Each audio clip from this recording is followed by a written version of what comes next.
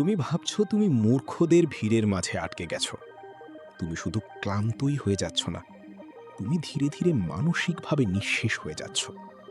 কিন্তু সত্যটা হলো, সমস্যাটা বোকা মূর্খদের না, সমস্যাটা তুমি। হ্যাঁ, শুনতে খারাপ লাগছে, কিন্তু এর চেয়েও খারাপ একটা সত্য আছে। তোমার বুদ্ধিমত্তা, যেটাকে তুমি তোমার সবচেয়ে বড় শক্তি ভাবো, সেটাই ধীরে ধীরে তোমাকে দুর্বল করে দিচ্ছে। আর এই ভুলটা তুমি বুঝতেই পারো না, কারণ আধুনিক পৃথিবী তোমাকে উপদেশ দেয় যে মূর্খদের শিক্ষা দাও, তাদের বোঝাও, লজিক ব্যবহার করে একটা কমন গ্রাউন্ড খুঁজে বের করো, তাদেরকে সঠিক পথে আনার চেষ্টা করো। শুনতে ভালো লাগে, তাই না? কিন্তু বাস্তবতা এতটা সরল না। আর্থার শোপেনহাওয়ার এই নির্মম সত্যটা অনেক আগেই বুঝেছিলেন। লজিক বোকামির সামনে অসহায়। একজন মূর্খকে তোমার চিন্তা বোঝানো কোনো মহৎ কাজ নয়। এটা ধীরে ধীরে নিজের মেধাকে নিজ হাতে হত্যা করার মতো ইন্টেলেকচুয়াল সুইসাইড। তুমি যত বেশি বোকাদের বোঝানোর চেষ্টা করো, তত বেশি তুমি নিজের শক্তি হারাও। তুমি ক্লান্ত হও, বিরক্ত হও, আর শেষ পর্যন্ত তুমি নিজেই প্রশ্ন করতে শুরু করো, আমি কি ভুল বলছি? হ্যাঁ, এটাই ফাঁদ। কিন্তু এর পিছনে আছে আরেকটা স্তর, একটা অদৃশ্য, প্রায় নিষ্ঠুর কাঠামো, যেটা ব্যবহার করা হয় ইচ্ছাকৃতভাবে অজ্ঞ মানুষদের নিষ্ক্রিয় করে দিতে, তাদের ঠিক না করে তাদের চুপ করিয়ে দেওয়ার এক সূক্ষ্ম প্রাচীন পদ্ধতি। ইতিহাসের সবচেয়ে বিপজ্জনক মস্তিষ্কগুলো এই কৌশলটা জানত। তারা কখনোই বোকাদের সত্য উপহার দেয়নি, কারণ তারা জানত সত্য একটা অস্ত্র, আর ভুল মানুষের হাতে সেটা তুলে দেওয়া মানে নিজেকেই আঘাত করা। তাই তারা অন্য পথ বেছে নিয়েছিল, একটা নীরব, মাপা পথ, যেখানে জয় মানে কাউকে বোঝাতে সক্ষম হওয়া নয়, বরং তাদের প্রভাবকেই নিষ্ক্রিয় করে দেওয়া। যখন তুমি এই মেকানিজমটা বুঝে ফেলবে, তখন আর কোনো নিম্নমানের চিন্তা তোমাকে ক্লান্ত করতে পারবে না, কোনো বোকা তোমার শক্তি শুষে নিতে পারবে না। তুমি সেই ব্যথাটা ভালোভাবেই চিনো। তুমি বসে আছো একটা ঘরে, হয়তো কোনো বোর্ডরুমে, হয়তো কোনো পারিবারিক ডিনারের টেবিলে, অথবা সোশ্যাল মিডিয়ায় কোনো ডিজিটাল যুদ্ধক্ষেত্রে। আর সামনে কেউ একজন কথা বলছে, এমন এক আত্মবিশ্বাস নিয়ে, এমন এক অটল ভঙ্গিতে, যেন সে পুরোপুরি ঠিক। কিন্তু তুমি জানো, সে যা বলছে সে সেটা ঠিক মতো বুঝতেই পারেনি, একদমই না।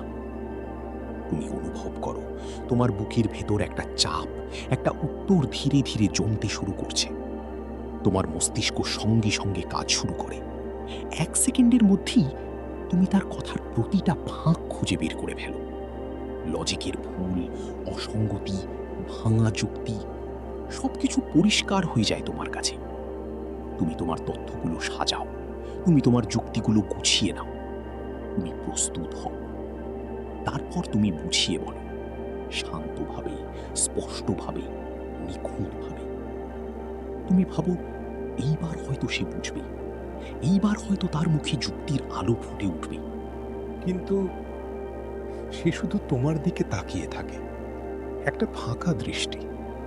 সে চোখ পিটপিট করে, আর তারপর সে আবারও একই কথায় ফিরে যায়, আরো জোর দিয়ে, আরো আত্মবিশ্বাস নিয়ে, একই অযৌক্তিক জায়গায় দাঁড়িয়ে পূর্বের চেয়ে আরো শক্তভাবে। তুমি থেমে যাও, তুমি চুপ করে যাও, আর ভেতরে ভেতরে একটা ক্লান্তি নেমে আসে। তুমি সেই কথোপকথন থেকে বের হয়ে আসো, শুধু বিরক্ত না, পুরোপুরি নিঃশেষ হয়ে। তোমার এনার্জি শেষ, তোমার ধৈর্য শেষ। আর সবচেয়ে খারাপটা কি জানো? তুমি নিজেকেই প্রশ্ন করতে শুরু করো, আমি কি অতিরিক্ত ভাবছি, নাকি আসলেই আমিই ভুল? এক মুহূর্তের জন্য হলেও তোমার নিজের বাস্তবতাটাই কেঁপে ওঠে। এটাই সেই অনুভূতি, এটাই সেই অদৃশ্য ক্ষয়, যেটা তুমি বারবার সহ্য করো, কিন্তু কখনো পুরোপুরি বুঝতে পারো না কেন এটা এত ক্লান্তিকর। তোমার সাথে শেষ কবে এমন হয়েছে? চাইলে কমেন্টে লিখে জানাতে পারো। অথবা তুমি যদি কখনো এমন পরিস্থিতিতে পড়ে থাকো, শুধু এতটুকু কমেন্টে লিখো, আমি জানি। কিন্তু প্রশ্ন হচ্ছে, কেন এমন হয়? কেন তুমি হেরে যাও যখন বাস্তবে নিরপেক্ষভাবে তুমিই সঠিক? কেন যুক্তি তোমার পাশে থেকেও ফলাফল তোমার বিপক্ষে যায়? কারণ তুমি একটা ফাঁদে আটকে আছো, ইন্টেলিজেন্স ট্র্যাপ বা একটা চতুরতার ফাঁদ।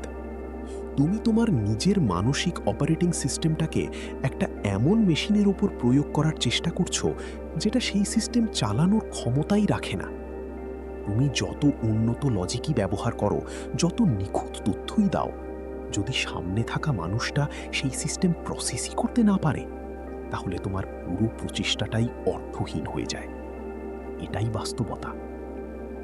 বুদ্ধিমান মানুষরা একটা মারাত্মক ভ্রমে ভোগে। তারা বিশ্বাস করে পৃথিবীর মানুষ সত্যকে মূল্য দেয়। তারা ধরে নেয় কেউ যদি শুধু সঠিক প্রমাণটা সামনে তুলে ধরো, তাহলে অপর পাশের অজ্ঞ মানুষটা সেটা বিশ্লেষণ করবে, নিজের ভুল ধরবে, নিজের দৃষ্টিভঙ্গি বদলাবে এবং শেষ পর্যন্ত তোমার সাথে একমত হবে। শুনতে কত সুন্দর, তাই না? কিন্তু এই ধারণাটাই সবচেয়ে বিপজ্জনক ভ্রান্তি। কারণ এটা বাস্তব না, বরং একটা গল্প যেটা তুমি নিজের মাথায় বানিয়ে নিয়েছো। আর্থার শোপেনহাওয়ার এই সরল ও বোকা বিশ্বাস ঘৃণা করতেন। তিনি এটাকে দুর্বলতা হিসেবে দেখতেন। তার লেখা বই দি art of being write a তিনি তীক্ষ্ণ নির্মম লেখনির মাধ্যমে মানব প্রকৃতির একটা অন্ধকার অনমনীয় নিয়ম তিনি তুলে ধরেছিলেন। এমন একটা নিয়ম যেটা তুমি অস্বীকার করতে চাও, কিন্তু প্রতিদিনের বাস্তবতা সেটাকে প্রমাণ করে। নিয়মটা হচ্ছে, মানুষ তর্ক করে সত্য খুঁজে পাওয়ার জন্য না, তারা তর্ক করে নিজের প্রাধান্যকে প্রতিষ্ঠা করার জন্য, নিজেকে জেতার অবস্থানে রাখার জন্য, নিজেকে ঠিক প্রমাণ করার জন্য, সত্য যাই হোক না কেন। আর যখন তুমি এটা বুঝতে পারো, তখন হঠাৎ করে সবকিছু পরিষ্কার হয়ে যায়।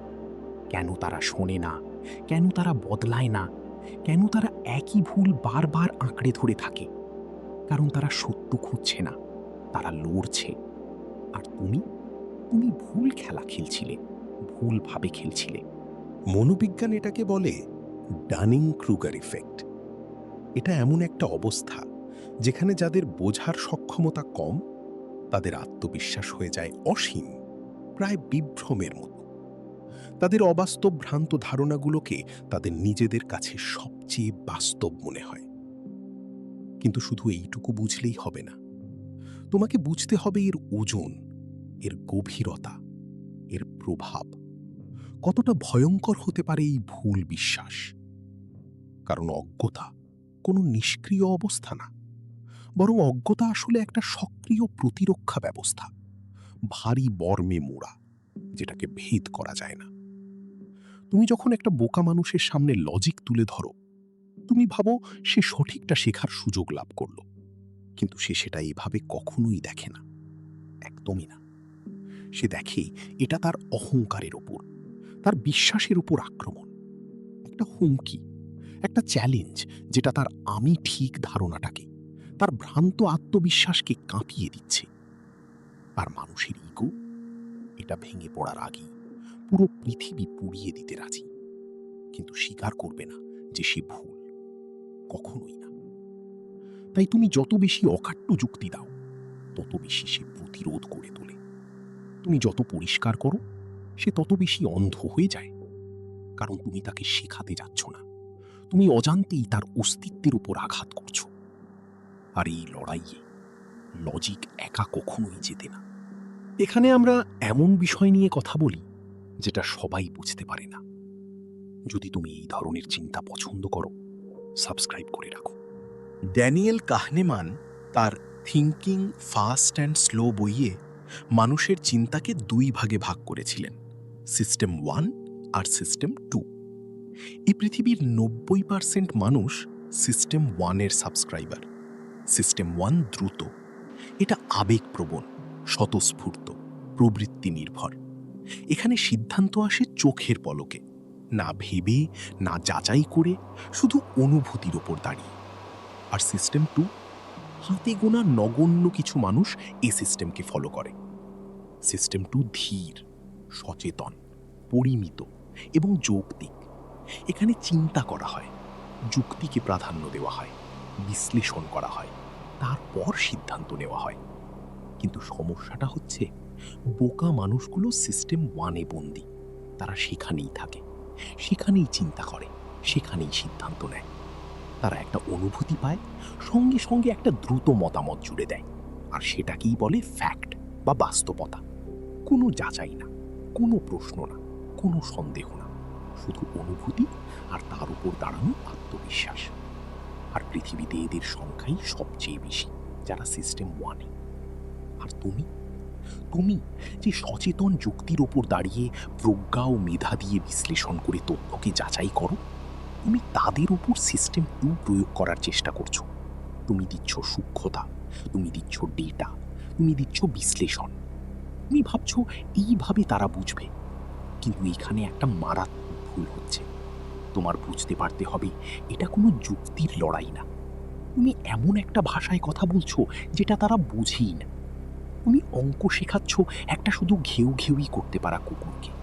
এর চেয়েও ভয়ঙ্কর বিষয় হচ্ছে সব কাজ তুমি একাই করে যাচ্ছ। তুমি অসীম মানসিক শক্তি খরচ করছো একটা নিখুঁত যুক্তিসঙ্গত যুক্তি দাঁড় করাতে। প্রতিটা শব্দ বেছে নিচ্ছ, প্রতিটা পয়েন্ট গুছিয়ে নিচ্ছ, যেন কোনো ফাঁক না থাকে। আর ওরা ওরা এক ফোঁটা শক্তিও খরচ করছে না। ওরা শুধু একটা কাজই করছে, মেনে নিতে অস্বীকার করছে। এটাই তাদের পুরো স্ট্র্যাটেজি। তারা তোমাকে হারায় না তোমার চেয়ে বেশি বুদ্ধিমান হয়ে, তারা তোমাকে হারায় তোমার চেয়ে বেশি সময় ধরে টিকে থেকে। তুমি ক্লান্ত হয়ে পড়ো, তুমি থেমে যাও, আর তারা তখনও দাঁড়িয়ে থাকে একই জায়গায় অনড় হয়ে, একই ভুল নিয়ে। আস্তে আস্তে তারা তোমাকে টেনে নামাতে শুরু করে তাদের নিজের মানসিক সীমাবদ্ধতার কাদায়, যেখানে যুক্তি কাজ করে না, যেখানে সত্যের কোনো মূল্য নেই। শুধু একটাই খেলা, কি আগে ভেঙে পড়ে। আর্থার শোপেনহাওয়ার এটা বুঝে ফেলেছিলেন 2 শতাব্দী আগেই। তিনি দেখেছিলেন একজন বোকা মানুষের সাথে তর্কে সত্যের কোনো মূল্যই নেই, একদমই না। সত্য সেখানে সবচেয়ে অপ্রাসঙ্গিক। তাহলে প্রশ্ন হচ্ছে, তুমি এক্ষেত্রে কি করবে? যদি লজিক কাজ না করে, যদি যুক্তি নিজেই একটা ফাঁদ হয়, তাহলে জিতবে কিভাবে? তুমি লড়াই করবে না, তুমি তাদের সাথে একই খেলায় নামবে না, তুমি তাদের থামানোর চেষ্টা করবে না, বরং তাদের নিজেদের ভয়ঙ্কর গতিকেই তাদের বিরুদ্ধে ব্যবহার করবে। তাদের নিজস্ব গতি, তাদের নিজস্ব ভুল, তাদের নিজস্ব অন্ধ আত্মবিশ্বাস, এগুলোই হবে তোমার অস্ত্র। কারণ সরাসরি ধাক্কা দিয়ে তুমি এই দেয়াল ভাঙতে পারবে না, কিন্তু তাদেরকে তাদের নিজেদের ওজনের ভারী ভেঙে পড়তে বাধ্য করতে পারো একটু কৌশল দিয়ে। আর্থার শোপেনহাওয়ার বুঝেছিলেন প্রজ্ঞা, জ্ঞান বা মেধা আসলে প্রভু না, এরা সেবক বা চাকর। এরা কাজ করে ক্ষমতার ইচ্ছার জন্য, আর সেই ইচ্ছা অন্ধ, অযৌক্তিক, আবেগে ভরা এক তাড়না, যেটা প্রায় সবসময়ই জিতে যায়। সব সময়। তুমি যখন একটা বোকা মানুষের সাথে তর্কে জড়াও, তুমি অজান্তেই তাকে ঠিক সেটাই দিচ্ছ যেটা সে চায়: বিরোধ, ঝামেলা, সংঘর্ষ। কারণ এই সংঘর্ষই তাকে অনুভব করায় সে গুরুত্বপূর্ণ। তোমার বিরক্তি, তোমার হতাশা, তোমার কণ্ঠের চাপা রাগ, এই সবই তার কাছে প্রমাণ হয়ে দাঁড়ায় যে সে ম্যাটার করে, সে প্রভাব ফেলতে পারছে। আর তুমি যতবার তার কথার জবাব দাও, তুমি যতবার তার যুক্তি খণ্ডন করার চেষ্টা করো, ততবার তুমি তার ভ্রান্তিকে বৈধতা দাও। তুমি তাকে থামাতে গিয়ে তুমি তাকে আরো শক্তিশালী করে দাও। তুমি আসলে তাকে একটা মেসেজ পাঠাচ্ছ: তোমার আইডিয়াটা এতটাই গুরুত্বপূর্ণ যে আমি আমার সময় দিচ্ছি, শক্তি দিচ্ছি, এমনকি আমার মানসিক শান্তিও বিসর্জন করছি। আর ঠিক এখানেই তুমি খেলাটা হেরে যাচ্ছ।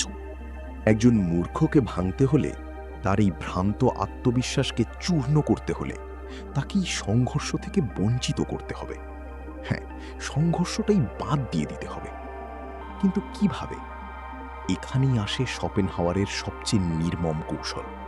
তুমি তার সাথে তর্ক করবে না, তুমি তার সাথে দ্বিমত করবে না, তুমি তার সাথে একমত হয়ে থাকবে, এবং সেটা এতটাই অতিরঞ্জিতভাবে, এতটাই চূড়ান্তভাবে যে তার নিজের যুক্তিকেই তুমি ঠেলে দেবে অযৌক্তিকতার চরম সীমায়, যেখানে তার কথা নিজেই নিজের ওজনের ওপর দুমড়ে ভেঙে পড়ে। তুমি তাকে থামাবে না, তুমি তাকে এগুতে দেবে, আর ঠিক সেই এগোনোর ভেতরেই সে নিজেই নিজের ফাঁদে আটকে যাবে। দর্শনে এটাকে বলা হয় রিডাক্টিও অ্যাড অ্যাবসার্ডাম, মানে কোনো যুক্তিকে তার চূড়ান্ত সীমায় ঠেলে দেওয়া, যতক্ষণ না সেটা নিজেই হাস্যকর হয়ে পড়ে। আর ডার্ক সাইকোলজির ভাষায় এটা হলো কারো হাতে যথেষ্ট দড়ি তুলে দেওয়া, যাতে সে নিজেই নিজেকে ঝুলিয়ে ফেলে। ভাবো একবার, তোমার অফিসে একজন সহকর্মী আছে যে জোর দিয়ে বলে সব সাহিত্যই আসলে প্রতারণা, আর যে কেউ চাইলেই একটা বেস্ট সেলার বই লিখতে পারে। একজন বুদ্ধিমান মানুষের স্বাভাবিক প্রতিক্রিয়া কি? তুমি সঙ্গে সঙ্গে তর্কে নামবে। তুমি বলবে টেকনিক নিয়ে, সাহিত্যের ইতিহাস নিয়ে এবং শিল্পের গভীর অভিব্যক্তি নিয়ে। তুমি তার ভুলটা ঠিক করে দিতে চাইবে। থামো, এক মুহূর্ত থামো। এটাই সেই জায়গা যেখানে বেশিরভাগ মানুষ হেরে যায়। তার বদলে তার কথায় সায় দাও, শান্তভাবে, ধীরে ধীরে মাথা নাড়ো আর বলো, তুমি একদম ঠিক বলেছ, কোনো দ্বিধা ছাড়া। তারপর আরও এক ধাপে গিয়ে যাও। এটা আসলেই এতটা সহজ, আমাদের আজই চাকরি ছেড়ে দেওয়া উচিত। একটা বিরতি, তারপর আবার, আজকে থেকেই আমরা লেখা শুরু করব। তুমি কাহিনী, গল্প ভাবা শুরু করবে, আমি প্রকাশক খুঁজে বের করব। ধীরে ধীরে কথাগুলো আরো বড় করতে থাকো, আরো অদ্ভুত, আরো অতিরঞ্জিত। আমার মনে হয় আমরা এই বই মেলাতেই আমাদের সাহিত্য বিক্রি করে মিলিয়নিয়ার হয়ে যাব। আমরা এখানে বসে আছি কেন এখনো? এখন কল্পনা করো সেই মুহূর্তটা। তার নিজের দাবি, নিজের যুক্তি ধীরে ধীরে এমন এক জায়গায় পৌঁছে যাচ্ছে যেখানে সেটা আর বিশ্বাসযোগ্য না, বরং নিজেকেই উপহাস করতে শুরু করেছে। তাদের চোখের দিকে তাকাও। তুমি তাদের আক্রমণ করনি, তুমি তাদের অপমান করনি, বরং তুমি তাদের পুরো ভ্রান্তিটাকেই স্বীকার করে নিয়েছ, একদম নিঃস্বার্থভাবে। কিন্তু এখানে তুমি যা করেছ সেটা সূক্ষ্ম, খুবই সূক্ষ্ম। তুমি তাদের যুক্তিকে থামাওনি, তুমি সেটাকে দ্রুত এগিয়ে দিয়েছ, আরও দ্রুত, আরও দূরে, তার চূড়ান্ত ধ্বংসাত্মক পরিণতির দিকে। বোকা মানুষগুলো সবসময় পৃষ্ঠে থাকে, তারা কখনো গভীরে চিন্তা করে না, তারা শুধু বর্তমান মুহূর্তের অনুভূতিতেই আটকে থাকে। যখন তুমি তাদের বাধ্য করছো তাদের নিজের চিন্তার শেষ প্রান্তটা দেখতে, যেখানে তাদের যুক্তি গিয়ে শেষ হয়, যেখানে তাদের ধারণা নিজেই নিজের বিরুদ্ধে দাঁড়িয়ে যায়, ঠিক সেই মুহূর্তে তাদের মস্তিষ্ক থেমে যায়। এক ধরনের শর্ট সার্কিট, ভেতরে একটা অস্বস্তিকর নীরবতা। তারা আর আগের মতো এগোতে পারে না, তাদেরকে পিছিয়ে আসতে হয়, তাদের নিজেদের পূর্বের ব্যাখ্যাকে প্রশ্ন করতে হয় এবং সেই ব্যাখ্যা পাল্টাতে হয়। আর সবচেয়ে মজার ব্যাপার কি জানো? তারা তখন নিজেরাই নিজেদের বিরুদ্ধে তর্ক শুরু করে দেয়, যার যার নিজের মুখ বাঁচানোর জন্য। তুমি তাদেরকে যুক্তিতে হারাওনি, তুমি কোনো নিখুঁত লজিকও ব্যবহার করনি, তুমি শুধু একটা কাজ করেছ, তুমি তাদের নিজের বোকামিকে তাদেরই বিরুদ্ধে ঘুরিয়ে দিয়েছ।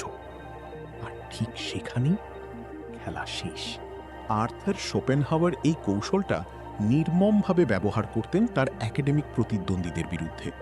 তিনি কখনোই যুক্তি দিয়ে জ্ঞান দান করতে বিতর্কে নামতেন না, বরং তিনি যাদের তিনি ভণ্ড মনে করতেন, তিনি তাদের চিন্তার দুর্বলতাগুলোকে ধীরে ধীরে বড় করে তুলতেন। এতটাই বড়, এতটাই স্পষ্ট যে সেই দুর্বলতাগুলো আর লুকানো থাকতো না, বরং হাস্যকর হয়ে উঠত। তাদের যুক্তি নিজেই নিজের ওজন সহ্য করতে না পেরে ভেঙে পড়ত। এটাই সেই মনস্তাত্ত্বিক বাঁক। যখন তুমি এটা করতে শেখো, তুমি আসলে নিজের শক্তি রক্ষা করো।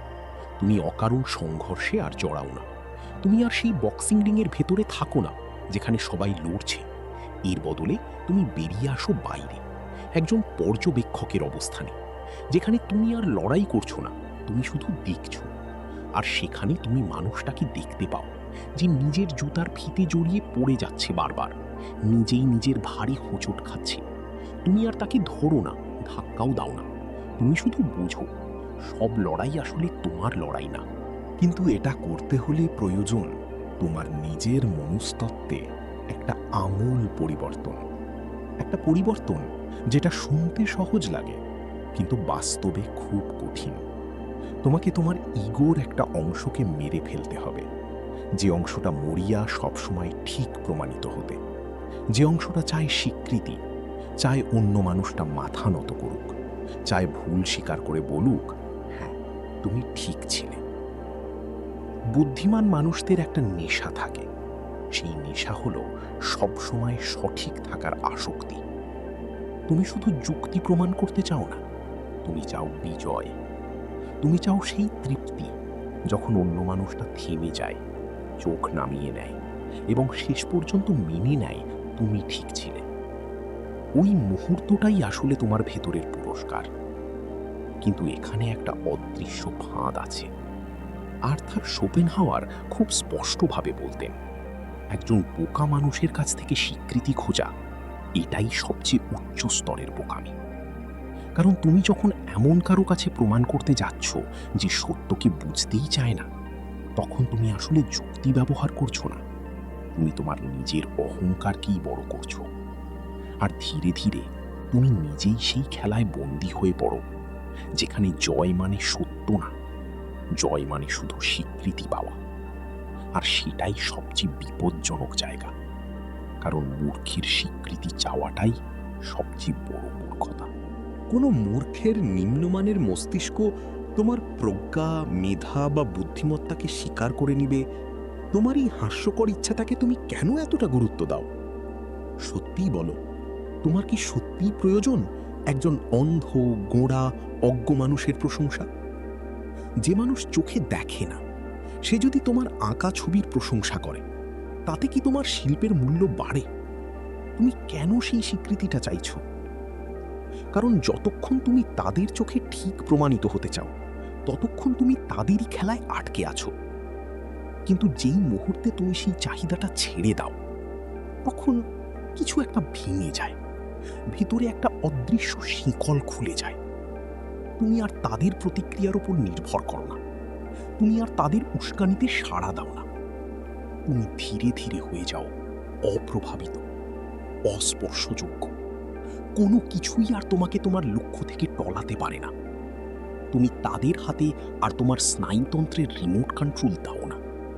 তারা আর তোমার রাগ চালাতে পারে না, তারা আর তোমার প্রতিক্রিয়া নিয়ন্ত্রণ করতে পারে না, তারা আর তোমাকে টেনে নামাতে পারে না। তাদের থাকতে দাও তাদের ভুল বিশ্বাস নিয়ে, তাদের থাকতে দাও তাদের বিকৃত চোখ নিয়ে, যেটা দিয়ে তারা পৃথিবীকে দেখে। তারা যেদিকে খুশি হাঁটুক, ভুল পথে, বিকৃত বোঝাপড়ার ভেতর দিয়ে। এটা তোমার দায়িত্ব না তাদের ঠিক করা। না, তোমার দায়িত্ব হলো নিজেকে তাদের থেকে রক্ষা করা, নিজের মনকে পরিষ্কার রাখা, নিজের শক্তিকে অক্ষুণ্ণ রাখা। কারণ শেষ পর্যন্ত সবাইকে জেতানো তোমার কাজ না। যেটা আমাদের আরো গভীর, আরো অন্ধকার, কিন্তু একই সাথে সবচেয়ে প্রয়োজনীয় একটা উপলব্ধির দিকে নিয়ে যায়। বোকামি কোনো নিষ্ক্রিয় বৈশিষ্ট্য না, বোকামি আসলে অত্যন্ত সংক্রামক।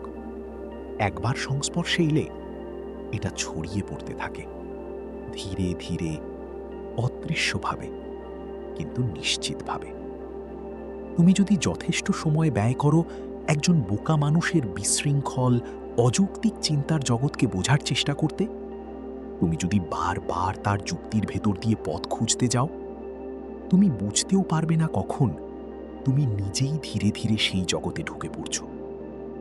প্রথমে মনে হবে তুমি শুধু তাকে বুঝছ, তারপর মনে হবে তুমি শুধু তাকে সংশোধন করার চেষ্টা করছো। কিন্তু ধীরে ধীরে, সূক্ষ্মভাবে তুমি নিজের মানসিক কাঠামোই হারাতে শুরু করবে। তোমার স্পষ্টতা একসময় ধোঁয়াশা হয়ে যাবে, তোমার যুক্তি নরম হয়ে যাবে, তোমার শক্ত অবস্থান ধীরে ধীরে দুলতে শুরু করবে। আর সবচেয়ে বিপজ্জনক কি জানো? তুমি সেটা টেরই পাবে না। কারণ এই সংক্রমণ সরাসরি আঘাত করে না। এটা ধীরে ধীরে তোমার ভেতরে প্রবেশ করে এবং তোমার চিন্তাকেই বিকৃত করে দেয়। তাই শেষ পর্যন্ত প্রশ্নটা আর তুমি তাকে বোঝাতে পারলে কিনা এটা থাকে না। প্রশ্নটা হয়ে যায়, তুমি কি নিজেকে অক্ষত রাখতে পারলে? কগনিটিভ লোড থিওরি খুব স্পষ্টভাবে একটা বিষয় ব্যাখ্যা করে। আমাদের মস্তিষ্কের সক্ষমতা সীমিত। এটা নির্দিষ্ট, সীমাবদ্ধ এবং খুব সহজেই পূর্ণ হয়ে যায়। এখন যখন তুমি এমন একজন মানুষের সাথে কোনো ধরনের সম্পর্কে জড়াও যে অত্যন্ত অযৌক্তিক, অস্থিতিশীল এবং অনির্দেশ্য, তোমার মস্তিষ্ক তখন অতিরিক্ত চাপের মধ্যে কাজ করতে শুরু করে। তুমি আসলে শুধু কথা বলছো না বা ব্যাখ্যা করছো না, তুমি একই সাথে কয়েকটা লড়াই একসাথে লড়ছো। তুমি চেষ্টা করছো তার পরবর্তী প্রতিক্রিয়া কি হবে সেটা অনুমান করতে।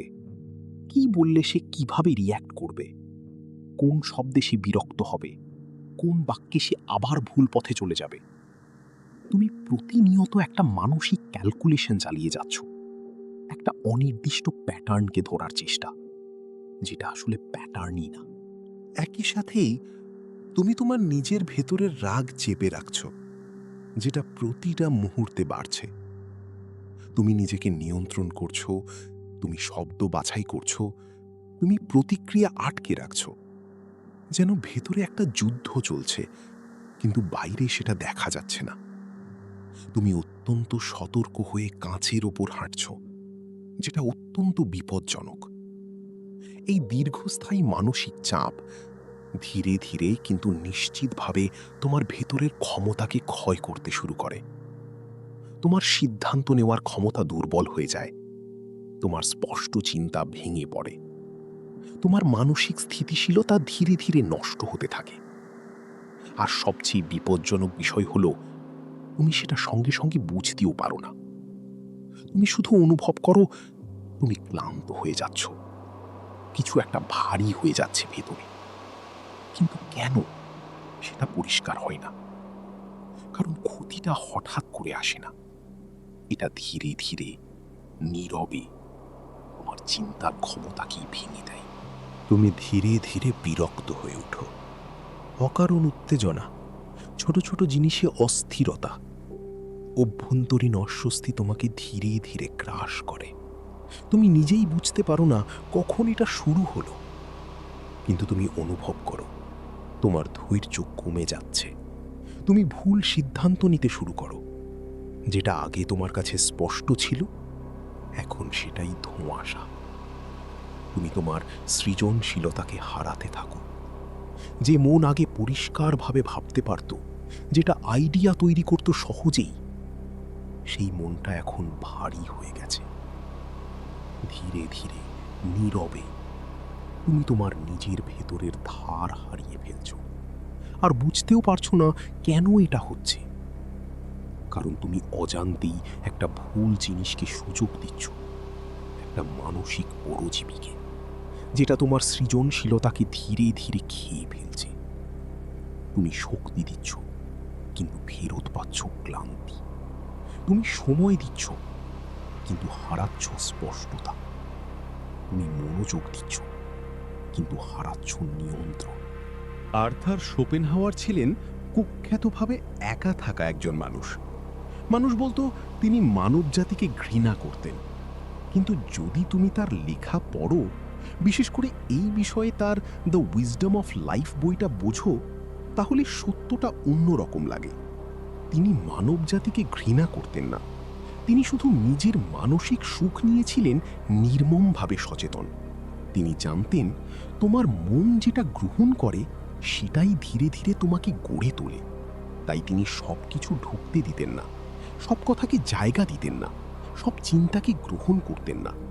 কারণ তিনি বুঝেছিলেন মানসিক শক্তি রক্ষা করা মানে সবকিছু সহ্য করা না, বরং সঠিক জিনিস বাদে বাকি সব দূরে রাখা। তিনি একবার একটা শক্তিশালী ধারণা দিয়েছিলেন, যেটা পরে পরিচিত হয় পর্কিউপাইন ডিলেমা নামে। ভাবো, একটা ঠান্ডা শীতের রাত, কয়েকটা সজারু একসাথে জড়ো হয়েছে শুধু একটু উষ্ণতা পাওয়ার জন্য। তারা কাছাকাছি কাছাকাছি আসে, আরো কাছে, কারণ একা থাকলে তারা জমে যাবে। কিন্তু সমস্যা হচ্ছে তাদের শরীর ভরা কাঁটায়। তারা যত কাছাকাছি আসে তাদের কাঁটা একে অপরকে বিদ্ধ করতে থাকে, ব্যথা দেয়, রক্ত বের করে। তাই তারা দূরে সরে যায়। কিন্তু দূরে গেলে আবার ঠান্ডা তাদের আঘাত করে। তাহলে তারা আবার কাছে আসে, আবার কাঁটা লাগে, আবার ব্যথা। এই চক্রটা চলতেই থাকে। কাছে এলে আঘাত, দূরে গেলে শীতলতা। তারা আটকে যায়। একদিকে একাকিত্বের ঠান্ডা মৃত্যু, অন্যদিকে ঘনিষ্ঠতার রক্তাক্ত যন্ত্রণা। এটাই সেই দ্বন্দ্ব, এটাই সেই বাস্তবতা। আর এখানেই আসে বুদ্ধিমান মানুষের আসল পরীক্ষা। তাকে শিখতে হবে এই দূরত্বটা নিয়ন্ত্রণ করা। কতটা কাছে আসবে, কতটা দূরে থাকবে, কোথায় উষ্ণতা পাবে আর কোথায় নিজেকে বাঁচিয়ে রাখবে। কারণ সবাইকে কাছে টানলে তুমি আঘাত পাবে, আর সবাইকে দূরে ঠেলে দিলে তুমি একা হয়ে যাবে। এই আসল দক্ষতা হলো সঠিক দূরত্বে থাকা। তুমি বোকা মানুষদের পুরোপুরি এড়িয়ে যেতে পারবে না। তারা তোমার চারপাশেই আছে। তোমার ম্যানেজার, তোমার ক্লায়েন্ট, তোমার প্রতিবেশী, এমনকি কখনো কখনো তোমার নিজের মানুষ, তোমার রক্তের বা পরিবারের। তুমি চাইলে পালাতে পারো না, কিন্তু তুমি একটা কাজ অবশ্যই করতে পারো। তুমি একটা মানসিক কোয়ারেন্টাইন তৈরি করতে পারো, একটা অদৃশ্য সীমানা, যেটা সবাই দেখতে পাবে না, কিন্তু তুমি অনুভব করবে। যখন তুমি বাধ্য হয়ে তাদের সাথে মিশবে, তুমি তোমার আসল সত্তাকে সামনে আনবে না। না, তুমি নিজের পুরোটা নিয়ে সেখানে উপস্থিত হবে না।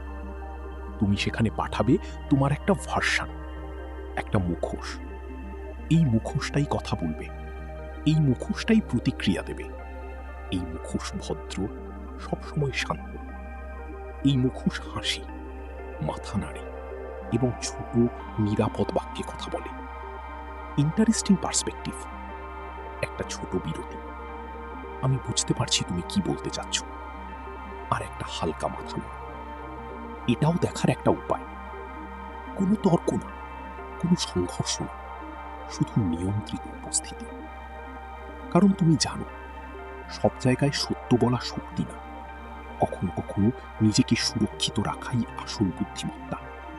এই মুখোশ তাদের আক্রমণ করার মতো কিছুই দেয় না, কোনো ফাঁক না, কোনো দুর্বলতা না। এই মুখোশ আসলে একটা আয়না। সে শুধু তাদের শব্দ, তাদের বিশৃঙ্খলা, তাদের অযৌক্তিকতা তাদের দিকেই ফিরিয়ে দেয়। তুমি কিছু যোগ করো না, কিছু কমাও না, শুধু প্রতিফলন করো সম্পূর্ণ তাদের মতো একটা প্রতিবিম্ব। আর সেই সময় তোমার আসল মনটা, সেটা সম্পূর্ণ সুরক্ষিত থাকে, দূরে, সবার থেকে আলাদা, একটা মানসিক দুর্গের ভেতরে, যেখানে কোনো শব্দ ঢোকে না, কোনো বিশৃঙ্খলা পৌঁছায় না, শুধু নীরবতা এবং নিয়ন্ত্রণ। একটা ঠান্ডা, শান্ত, হিসেবি বিচ্ছিন্নতা, যেটা তোমাকে অক্ষত রাখে। কারণ তুমি আর খেলায় নেই, তুমি শুধু দেখছো। এটাই হলো শোপেনহাওয়ারের দর্শনের ম্যাকিয়াভেলিয়ান প্রয়োগ, যেখানে তুমি শারীরিকভাবে উপস্থিত কিন্তু বুদ্ধিগতভাবে অনুপস্থিত। তুমি সেখানে আছো কিন্তু আসলে নেই। তারা ভাববে তারা তোমার সাথে কথা বলছে, তারা বিশ্বাস করবে তারা তোমাকে প্রভাবিত করছে, আর সবচেয়ে গুরুত্বপূর্ণ, তারা মনে করবে তারা জিতছে। তাদের সেটা ভাবতে দাও, তাদের সেই অনুভূতিটা দাও। কারণ এই জয়ের ভ্রম, এটাই সবচেয়ে সস্তা খেলনা, যেটা তুমি একটা বোকা মানুষকে দিতে পারো তাকে ব্যস্ত রাখার জন্য, তাকে শান্ত রাখার জন্য, আর সবচেয়ে বড় কথা, তাকে তোমার থেকে দূরে রাখার জন্য। কারণ যখন সে বিশ্বাস করে যে সে জিতেছে, সে আর লড়াই চালিয়ে যেতে চায় না। আর ঠিক সেখানে তুমি সত্যিকারের জিতে যাও।